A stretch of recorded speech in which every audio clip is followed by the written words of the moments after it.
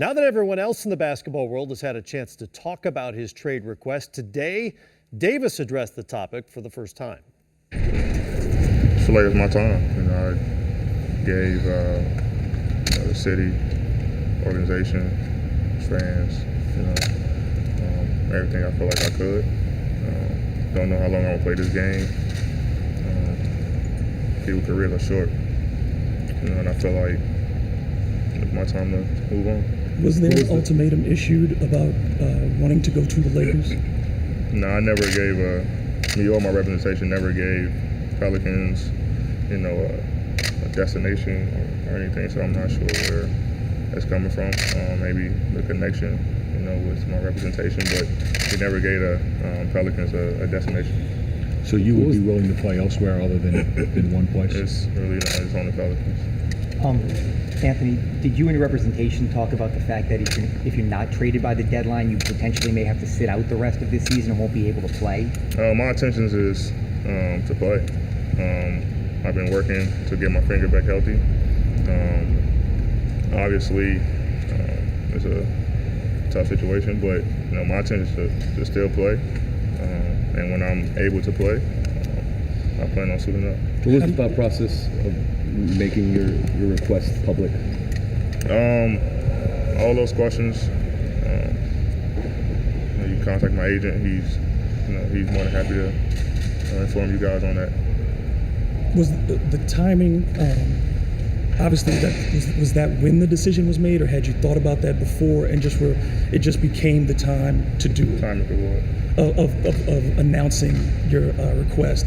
Had you made up your mind before that, or was it just there was a realization and then you had the conversation? Obviously, you think about stuff, and we just felt like that time, actually the day wasn't planning. Honestly, my reputation didn't drop the story or leak the story or anything like that. Someone else had gave it to a reporter. The reporter called my agent and asked him, was this true? So we never wanted to leak it to the media. Wanted to do everything in-house, but that wasn't one of us. Was the timing determined to get a trade before the before the deadline? I just thought, doing it sooner than later, not just for myself, just out of respect for the organization. Ms. Benson, they've done everything for me, the fans, the community.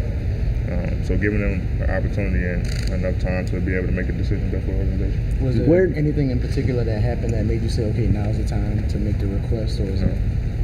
When and why did this organization not give you the confidence that you could win a championship here, that you could win at a high level? Like you said, that's the reason that you wanted to leave. Like I said, I just feel like it's my time, and it's just as simple as that. Well, the player's in an interesting situation always during something like this because, his true feelings may never come out, whatever they might be. He's probably not just going to say, I really want to play with LeBron James and the Lakers. If that's the case, right? He's not going to come out and say that. Is there anything, do you think, the Pelicans could have done to avoid this fate? I mean, aside from winning a championship. I think that, I saw Charles the other night, our guy Charles, and got a little upset about Anthony asking for the trade. And I think back, and these Pelican teams, they might not have been as bad as Charles's teams in Philadelphia back in the day, but it was very frustrating. And I think back, and Charles didn't ask to be traded. He was eventually traded. But I think back, Charles could have toiled and spent every year in Philadelphia, and I don't want that for Anthony. Anthony won a title in college somewhere. Mm-hmm. I don't recall. Yeah, somewhere. Louisville? Look that up. Let's get our stat Good guys research on that. But he did win his title in college, I'm pretty sure, somewhere.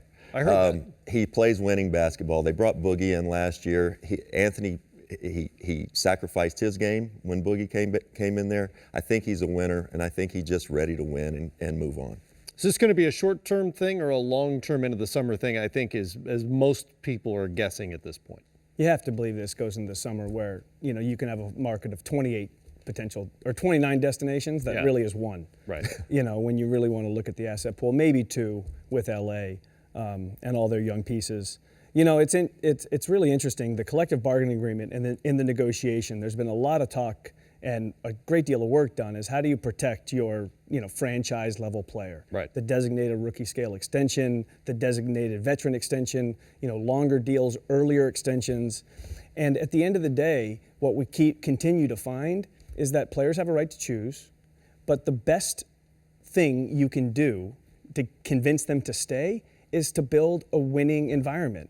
And you can't blame any player who goes through 7 years and goes two playoff appearances, Right. but only wins one round. And then if you really want to take a step back, then you can take a look and say, you know what, this might be the greatest thing for the New Orleans Pelicans. Let's take the Indiana Pacers, for instance. They were in a similar situation with Paul George. Kevin Pritchard and that front office did an incredible job in a trade that they got beat up for that has set up that franchise for the next 5 to 7 years, notwithstanding the tough injury for Oladipo. Yeah. So this could end up being a great trade for everybody like it was between Oklahoma City and Indiana. And let's just hope that that's the resolution to this thing. And big nod to Kevin Pritchard, because that was incredible what they did. It does make sense for the Pelicans to wait until more teams can jump in with potential offers, but the LA Times has reported that the Lakers have already offered Brandon Ingram, Kyle Kuzma, Lonzo Ball, and Ivica Zubac, and a first-round pick for Anthony Davis. Could that be enough to sway the Pelicans to move sooner on this? Might have That's to a lot. throw in Jeannie Buss. Not sure she's tradable, but okay. Everyone's tradable, Matt. It's so interesting. Like, the best player always wins the deal, right? Like, so Jason Tatum, if he's made available by Boston. Now, every front office may have a different view, and I'm sure there are some people that evaluate the Lakers prospects differently. But Jason Tatum, unanimously, one would think is the best prospect, and so you would And that's wait for assuming that. he's going to be offered That's in assuming. that deal. Now you take the next step is, okay, who has the best draft picks? Well, that Memphis pick in 2021 that could be unprotected, that's maybe the second best asset, and Boston just happens to hold both of them. Yeah. So, it certainly seems that this is going to go one way if it gets there, with the big change being Kyrie Irving and what the New York Knicks just did, which we talked about earlier. Right. And that's got to be the hope that the Lakers have in this whole thing.